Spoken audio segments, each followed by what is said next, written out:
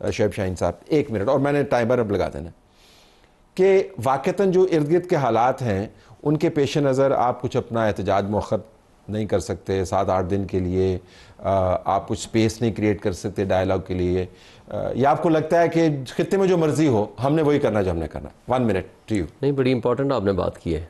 ये तमाम कंसर्न लोगों को ये सोचना चाहिए, लोगों के हुकूक जो है ना, लोगों का हक के हुक्मरानी अवाम का है, उसको तस्लीम कर लिया जाए, आ जाएँ, जमहूरियत को एक्सेप्ट कर लें, आइन के मुताबिक जो चीज़ें हैं उसको दुरुस्त सिमत में लेके चले जाएं, कानून सबके लिए बराबर कर दें। हमारा तो कोई झगड़ा किसी से नहीं है, हम आज भी बैठने को तैयार हैं। मैं आपके प्रोग्राम के तवज्जुह से कहता हूँ आएँ, लेकिन बात सिर्फ ये है कि अगर आप यहाँ जुल्म बर्बरियत के माहौल को कायम रखने की कोशिश करें, आइन के ऊपर इस तरीके की तब्दीली करें कि 1/5 ऑफ द कॉन्स्टिट्यूशन तब्दील कर 1 मिनट 10 सेकंड हो गए, चले बस हो गए। दानियाल साहब, सर अगर इतना जो हमारे सीनियर भाई हैं शोएब शाहीन साहब, लेकिन इनका लुबे लुबाब जो था वो उनका था कि नहीं, हम चाहे जो मर्ज़ी सूरत हाल हो जाए, चाहे जो मर्ज़ी हो जाए, वो ईरान हो, वो पाकिस्तान हो, वो इस विसिनिटी में कुछ हो, इसराइल के हमले हों, हम यहाँ ही खड़े होंगे, क्योंकि हमारी ज़ात जो है, इमरान खान है तो पाकिस्तान है, इमरान खान है तो ये मुल्क है, इमरान खान है तो जमहूरियत है। ये रवैया इनका आज से नहीं, ये रवैया आपका तब भी था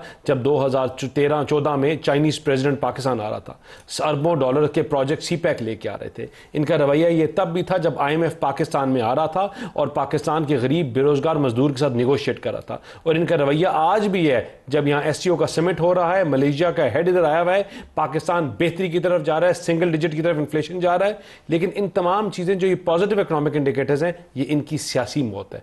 और उस मौत से बचने के लिए ये ऐसे प्रोपेगेंडे करेंगे, ऐसी चीज़ें करते रहेंगे, और पाकिस्तान को इनकी एक पूरी कोशिश है कि जितना पीछे धकेल सकें धकेलें। Sharjeel Menon sahab, over to you, 1 minute 10 seconds to begin with. जरा बताइएगा, क्या वाकतन is there a way out? क्या हम इकट्ठे होके हालात का जायजा ले सकते हैं? Go ahead.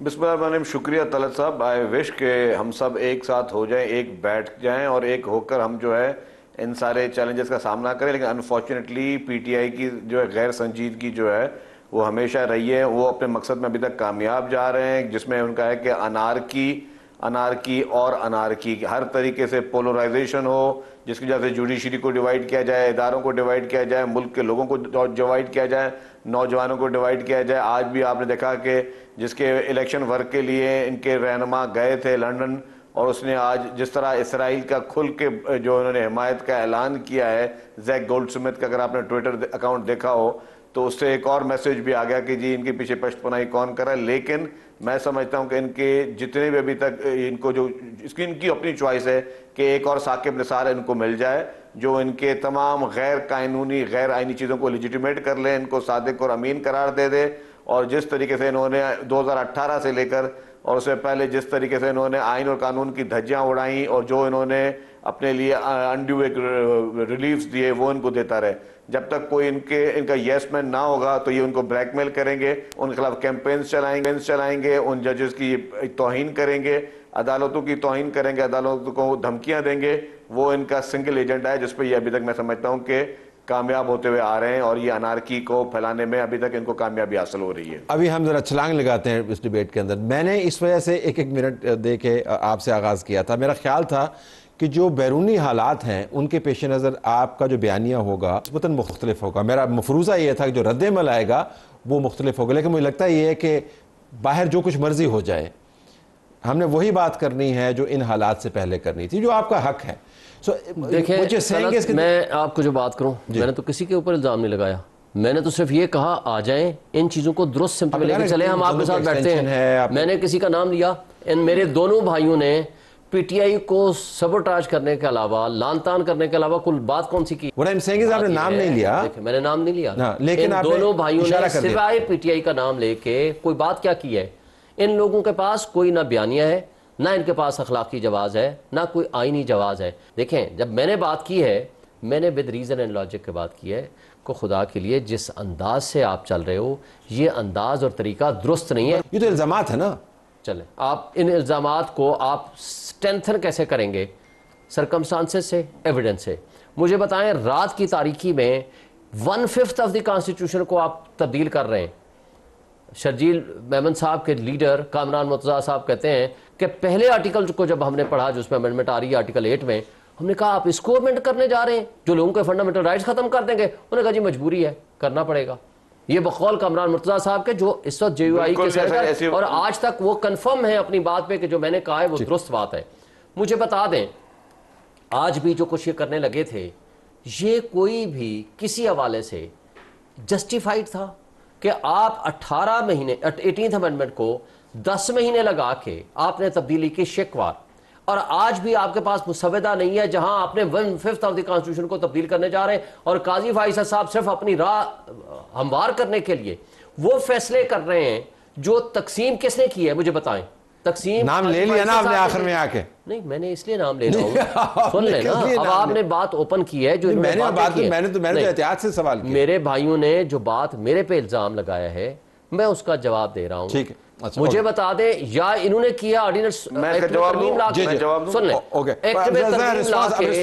ऑर्डिनेंस में तरमीम ला के ऑर्डिनेंस के जरिए सुप्रीम कोर्ट के एक सिस्टम को चलते हुए उसके अंदर अपने मनपसंद लोग, वो इनकी तरफ से गया, प्रेसिडेंट साहब ने उसको अप्रूव किया। Let me first here Daniyal साहब, आई कम टू यू शर्जील साहब, आपके पास नुक्ते काफी हैं, JUI के हवाले से भी है और ऑर्डिनेंस के हवाले से भी। गो हेड, शूट दानियाल साहब।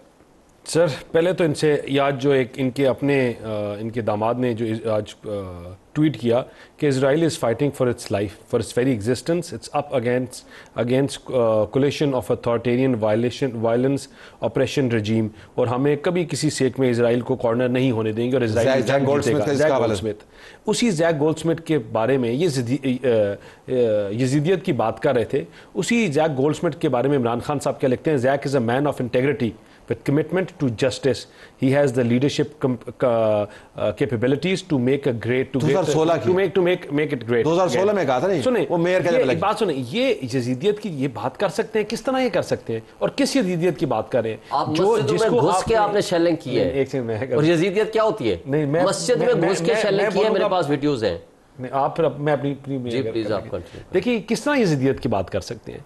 ये इनका नैरेटिव आज भी वही नैरेटिव है जो डे 1 से था। ये बात करते हैं, इस रिलीजन को लेके आते हैं अपने लोगों को एक्सप्लॉइट करने के लिए। आज जब आप मुझे बात बताएं कि 2017 में कौन सी शेलिंग हो रही थी, 2014 में जब चाइनीज प्रेसिडेंट आ रहा था, आपका करोड़ों का डॉलर्स का पाकिस्तान में आ रहा था, क्या नाम है, कारोबार आ रहा था। जब IMF की टीम पाकिस्तान में आई थी, हाथ उठा के दवाएं करते पाकिस्तान बैंकरप्ट हो जाए, IMF के सामने जाके ये प्रोसेशंस कर रहे थे कि मुल्क दिवालिया हो गया, इसका पैसे ना दो, हम गरीब बेरोजगार के साथ बात ना करो। मुझे बात बताएं कि जब ये प्रोग्राम्स में बैठते हैं तो इनकी हुबल वतनी जाग जाती है, लेकिन जब ये लोगों को, हमें परसों गए जो इन्होंने हाल किया पुलिस ऑफिसर्स का, जिस तरह उनको मारा जब ये आ रहे थे KPK से, जिस तरह वहां लोगों के सर फाड़े हुए थे, जिस तरह यहां वहां इन्होंने शेलिंग की, जिस तरह डंडे मारे। आप बात करें, आपके मुल्क में आज आए, मेट ए डेलीगेशन टुडे, वो आज आए थे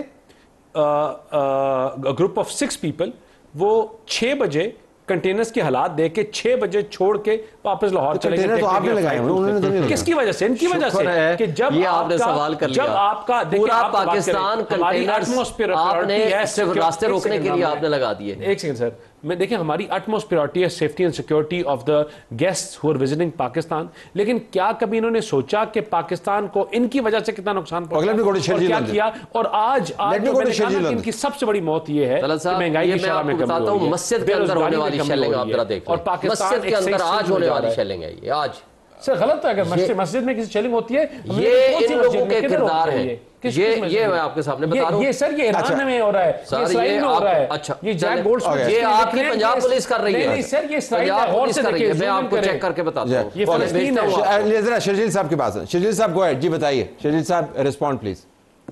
जी, ये पहली बात तो जी इन्होंने ये कही कामरान मुर्तजा साहब की। कामरान मुर्तजा साहब ने एक ही दिन जो है 15 मिनट में 2 मुख्तलिफ टीवी चैनल पर अपना बयान बदल भी दिया था। उन्होंने कहा कि नहीं, मैंने समझा ये बात थी, लेकिन शायद ऐसी बात नहीं हुई थी। तो चेयरमैन साहब ने इस तरह की कोई बात नहीं की थी। हमने 2024 के इलेक्शन में, तो हमें नहीं पता था कि ये माहौल होगा ना। 2024 के इलेक्शन में पीपुल्स पार्टी का मैनिफेस्टो उठा के देख ले, मैनिफेस्टो में क्या जुडिशियल रिफॉर्म्स की बात की है, नहीं की, या कॉन्स्टिट्यूशन कोर्ट्स की बात की है या नहीं की है। तो हम तो अपने बयानिया को हमने कभी नहीं तब्दील नहीं किया। हम तो मीसा के जमहूरियत से लेकर अपने बयानिया पे कायम है। ये इनकी पार्टी के लीडर हैं जो आज अपने आप को इनकलाबी बनने की कोशिश कर रहे हैं। ये वही इनके लीडर थे जो कि परवेज मुशर्रफ के रेफरेंडम में उसको सपोर्ट करते थे। ये इनके ही पार्टी के लीडर थे जो आज जो हॉर्स ट्रेडिंग की इस तरह की चीजें बात कर रहे हैं। कि 2018 के इलेक्शन में किस तरह जहाज में भर भर के इनके मेंबरान जो है वो खरीदे गए प्राइवेट जहाज में और आके उनकी वफादारियां तब्दील की गई, उनके गले में पट्टे डाले गए। क्या ये चीजें किसी से छुपी हुई है? और फिर इनके अपने लीडर कहते गए टीवी इंटरव्यू पे, उन्होंने कहा कि मेरे पास तो अक्सरियत कभी असेंबली में थी नहीं, मुझे बिल पास करवाना होता था तो मैं किसी इदारे को बोलता था, मुझे अगर जो है वो कोई और फेवर चाहिए तो किसी इदारे को बोलता था, मुझे अगर बजट पास कराना होता था तो मैं किसी इदारे के पास जाता था। ये मैंने नहीं कहा, इनके अपने लीडर ने कहा।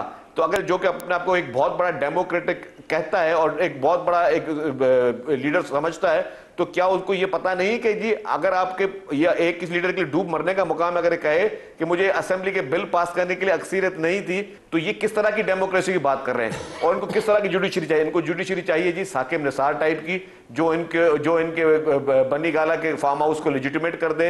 इनको साकिब निसार जैसा लीडर चाहिए जो इनको सादिक और अमीन जैसा टाइटल दे दे।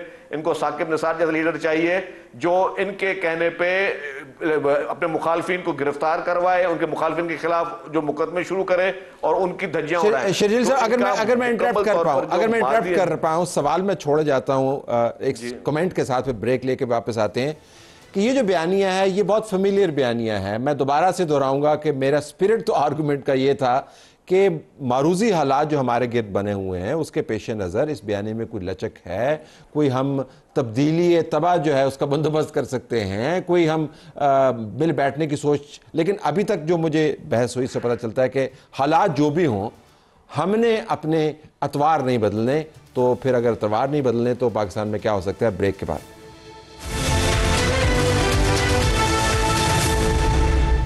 हमारे गिर्द दुनिया बड़ी तेज़ी से बदल रही है, ख़तरनाक अंदाज से बदल रही है। हमारे बॉर्डर के ऊपर मुमकिना तौर पर इस ज़माने की ख़तरनाक तरीन जंग हो सकती है जिसके अंदर न्यूक्लियर डायमेंशन भी इन्वॉल्व है। इसराइल और अमेरिका मिल के ये कह रहे हैं कि हमने ईरान के न्यूक्लियर कैपेबिलिटी को छोड़ना नहीं है, उसको डाउनग्रेड करना है।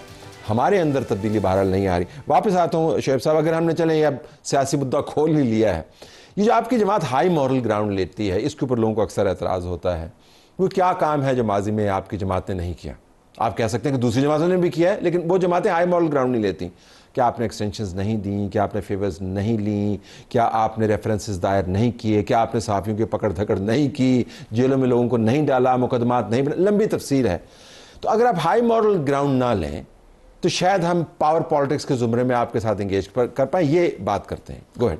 देखें तलत साहब, हमारी पार्टी भी इंसानों की पार्टी थी, हमारे यहाँ भी गलतियाँ हुई हैं। मैं कब कहता हूँ, इमरान खान साहब ने कई दफ़ा पब्लिकली आकर कहा कि हमसे गलतियाँ हुई। कब कहा? कई दफ़ा कहा। क्या माना है? कई हवालों से उन्होंने एक्सेप्ट की, अपनी गलती है तो पब्लिकली एक्सेप्ट की। हम इंसान थे ना। जब जिस वक्त मैंने कहा ना ये तो 50 साल से इक़्तिदार में है, ये COD का मकसद क्या था? COD के अंदर बाकी जो चीज़ें हैं ये इनको याद नहीं रहती। COD के अंदर होने वाली जो बाकी चीज़ें हैं, हाई कोर्ट बार के प्रेसिडेंट ने कल बिलावल भुट्टो के सामने जो बातें की हैं उसको इनको रिस्पॉन्ड भी नहीं किया, याद नहीं रहती। अच्छा, COD में आपने आईनी अदालत रखी थी। मुझे बता दें, जब 18th अमेंडमेंट का मैटर आया 10 महीने बैठे तमाम पॉलिटिकल पार्टीज ने उसको सपोर्ट किया, उस वक्त क्यों नहीं आपने आईनी अदालत बनाई? अब ये तो एक अजीबोगरीब आर्गुमेंट है कि मैं आगे आता यानी उस वक्त अगर नहीं किया तो अब भी ना करें इसलिए कि ये तो हमलावर हो रहे हैं आप सुप्रीम कोर्ट के ऊपर 76 साल लगा के। तो अगर उस वक्त करते तो हमला ना होता। उस वक्त भी मैं समझता हूं कि वजह थी 2006 में ये रीजन देने की वजह थी। 2010 वजह नहीं है वजह क्या है मैं बताता हूं। 2006 से पहले या इवन बाद में भी 2009 तक 7 तक 8 9 तक ये था कि परवेज़ मुशर्रफ ने अपनी मर्जी के जजेस को भर दिया था। फिर हुआ ये कि जब आप 2010 में बैठे with the consent of all political parties, आपने मुशर्रफ की और ज़ियाउल हक की सारी बाकियात इनसे निकाल दी, आप स्टोर कर दिया इन इट्स ओरिजिनल फॉर्म, आपने चीज़ों को दुरुस्त सिमत में ले आए तो चीज़ें ठीक हो गई। मुझे एग्जेक्टिव की इंटरफेरेंस आप जुडिशरी में देखें, जो प्रपोज मुसवदा है उसके अंदर यह है कि शहबाज शरीफ नाम भेजेगा और जरदारी साहब उसको अप्रूव करेंगे अंडर द कॉन्स्टिट्यूशन। और अगर ऐसी अदालत बनेगी अपनी मर्जी की तो ना बनने देना, आप अपना वोट डालें, आप उसको पे एतराज करें अपनी मर्जी के मुताबिक इस मुसवदे को, जो मुसवदा एग्जिस्ट नहीं करता या 4 उसके वर्जन है, कर लेना। तो क्यों नहीं करते हैं आप? देखें बात सुने, ऐसी कोई अदालत जो एग्जेक्टिव उसको इंटरफेरेंस होगी। हमें तो आपके सामने जो कमेटी बनी थी, आपको पता है मेरे साथ बैठी थी एक प्रोग्राम में मैडम शाहिदा जो UUI की थी, उन्होंने कहा जी कमेटी में बैठे, हमने कहा मुसवदा लाओ, उन्होंने कहा जी आपके वकील को दे दिया, उन्होंने कहा जी PTI वालों ने कहा हमें दे, उन्होंने कहा जी हमने PTI वालों को दिखाना भी नहीं है। अच्छा, कैन यू इमेजिन? आज भी मुसव्वदा सर्टिफाइड या जिसको कोई एक्सेप्ट कर ले, किसी के पास एक्सेप्ट करता है,